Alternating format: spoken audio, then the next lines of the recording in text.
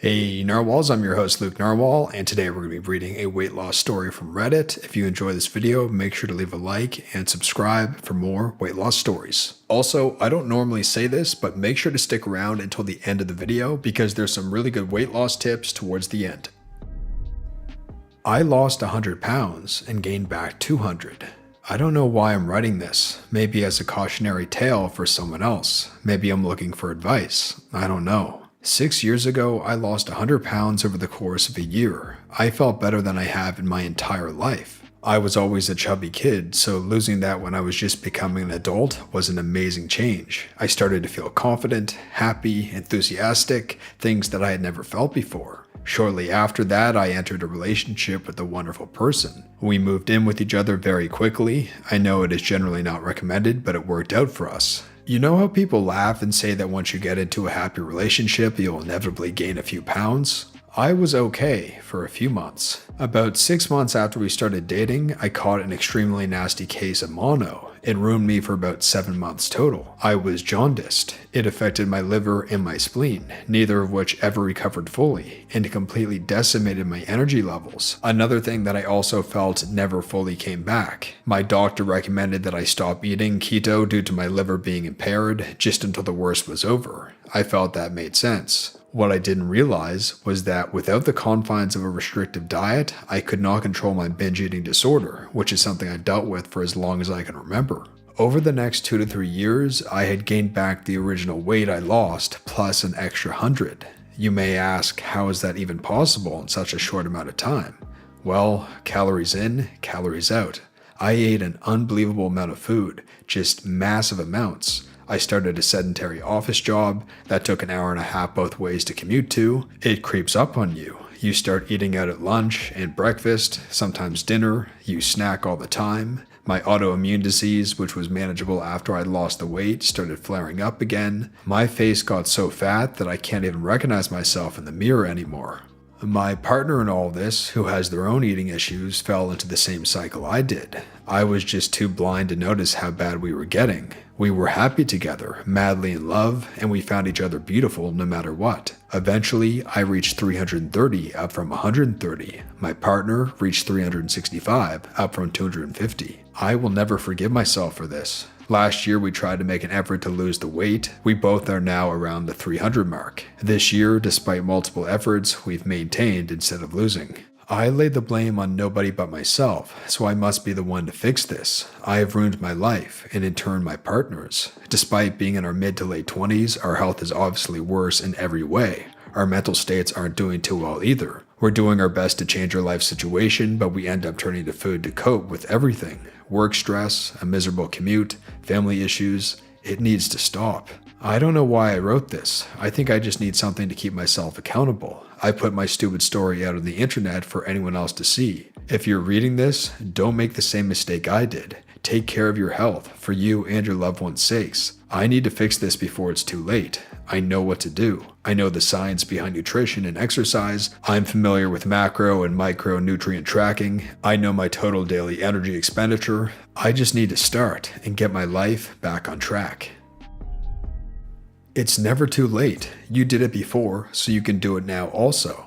Thanks. Logically, I know why it was so easy last time. I couldn't afford to eat out. I pretty much hibernated in my apartment the whole time and came out a new person.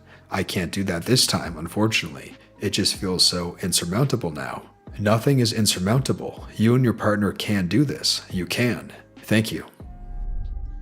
You shouldn't take responsibility for your partner's weight gain any more than they can take responsibility for yours. In any case, placing blame, feeling guilty, being ashamed, let that all go. You had some serious challenges with your health, big life changes, and you're still young. It's hard to figure out what works for you sustainably and long term.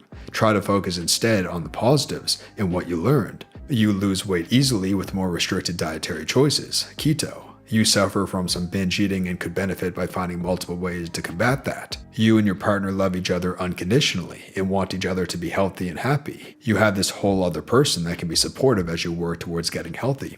Here are 4 of the biggest lessons I've learned from a decade of working on myself. 1. Put the focus on how you're feeling, not your weight. Of course, those things are linked, but if you think more about improving your energy levels, mental state, joint health, and ability to do whatever you want without thinking if your weight might hold you back somehow, it keeps you going better than the fluctuations you might see on the scale. Think of you and your partner living a long and happy life together.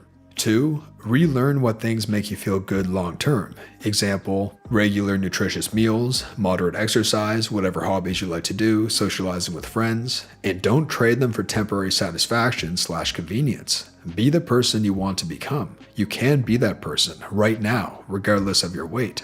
3. Remember balance. Sometimes you've had a crappy day, you're underslept, inundated with work, have personal or family struggles, get sick, etc., and you decide to get takeout or eat a bunch of chocolate or whatever. It's okay. Stress is very damaging to your health, and when you're absolutely at your limit, something has to give. Do what you need to do to manage it and get through the day. Eat the chocolate, then go for a walk. Not to burn calories, but to clear your head and give you space to be calm and at peace with yourself. 4. You are not selfish for focusing on self-improvement. I often feel like taking my hour at the gym or an extra half hour to prep my breakfast, lunch at home, or 30 minutes at the end of the night just to drink some tea and unwind and reflect is taking time away from my more important commitments. But you are your most important commitment. If you don't take the time you need to care for yourself and feel good, you won't perform your best at work, build your strongest relationships, or chase your biggest dreams. And if you literally can't take that time because commitments prevent it, reevaluate those first.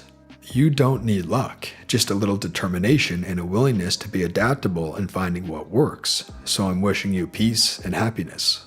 Some awesome lessons here. 3 and 4 are especially difficult for me. I need to figure out how to shift my idea of self-care from eating crap tons of delicious food to something less incredibly damaging.